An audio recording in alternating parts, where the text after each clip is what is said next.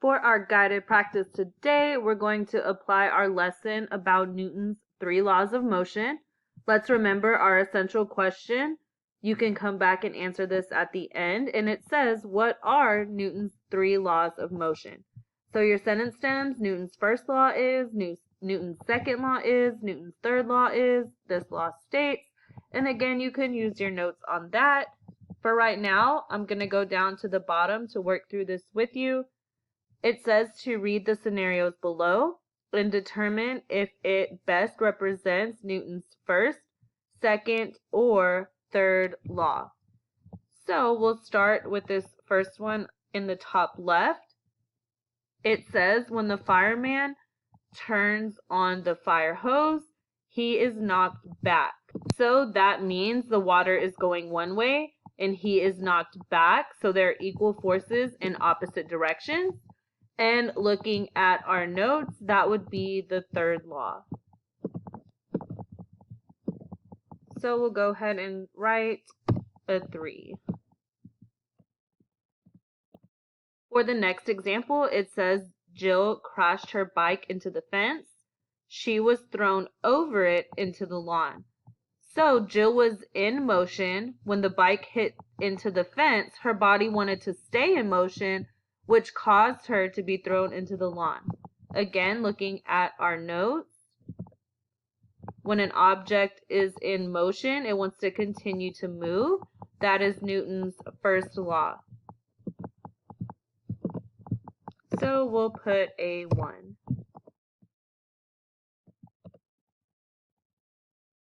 Looking at the third example, it says a fish swimming through water pushes water backwards with its fins. The water propels the fish forward. So water is getting pushed backwards. The fish is moving forward. So that is equal and opposite. So again, that would be our third law. We'll go ahead and fill that in. Put a 3. There we go. The last one on this row says if you have a hockey puck sliding along a table, it will eventually come to a stop. So the hockey puck is moving, but as it's sliding along a table, friction or that unbalanced force will cause it to stop. Looking at our notes, the motion of an object will only change if unbalanced forces act on it. So again, we have the first law. We'll go ahead and put a 1 in this box. We'll take a look at the next row. Here it says a sports car speeds up much faster than a dump truck when a traffic light turns from red to green. So think about the size of a sports car compared to the size of a dump truck. The sports car has a lot less mass.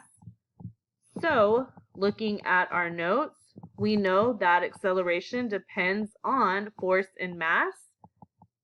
So the larger the mass, the greater the force needed to accelerate. So this would be an example of Newton's second law. In that box, we'll go ahead and put a 2.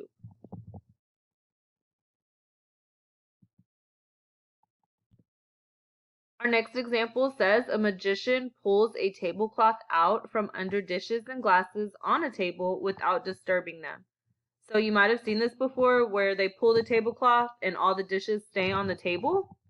Because if we think about the dishes sitting there, they're not moving.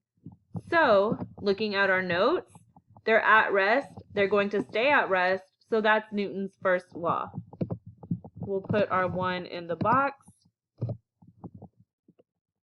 And take a look at our next one. It says the first batter hits a ball very hard and has a greater acceleration than the second batter who bunts the ball lightly.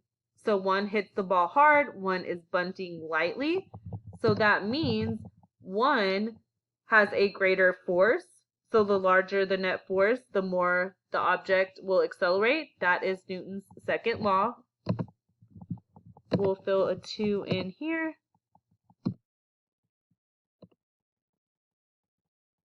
The last one on this row says a soccer ball accelerates more than a bowling ball when thrown with the same force. So if you think about picking up a soccer ball and throwing it, using that same force and picking up a bowling ball and throwing it, we know that this bowling ball has more mass. So again, the larger the mass, you would need more force to accelerate. If you're using the same force, we know that soccer ball is going to accelerate more. And this is because of Newton's second law. We'll go ahead and put a 2 in this box. And then for that last row, we'll go ahead and pause the video, let you try those, and then we'll check them. Here we have the skateboarder pushing backwards, the board moving forward. So that's equal and opposite, which would be law 3. The next one says a book sitting on the table does not move because we know an object at rest is going to stay at rest, which is law 1. Imagine if you were sitting there with a book on your desk and it moves on its own. We'd all be out of here. Because of Newton's first law, we know that should not happen. Third one on the bottom row, it's more difficult to move a dresser full of clothes than an empty dresser. That would be Newton's second law because when it's full, it has more mass, which would require more force to accelerate. For our last one, it says a driver slams on his brakes and his fast food in the passenger seat falls onto the floorboard. That is tragic because of law 1. Since the car was in motion, the food was in motion. When the driver slammed on the brakes, the object or the food wanted to stay in motion, which is why it would fall. If Coach G did that when he went to pick us up Chicken Express, I'd be a little upset. You know, you got to put the arm out, save the food, or buckle it in, something like that. Make sure you got the last row correct, and then take a minute to go back and answer your essential question.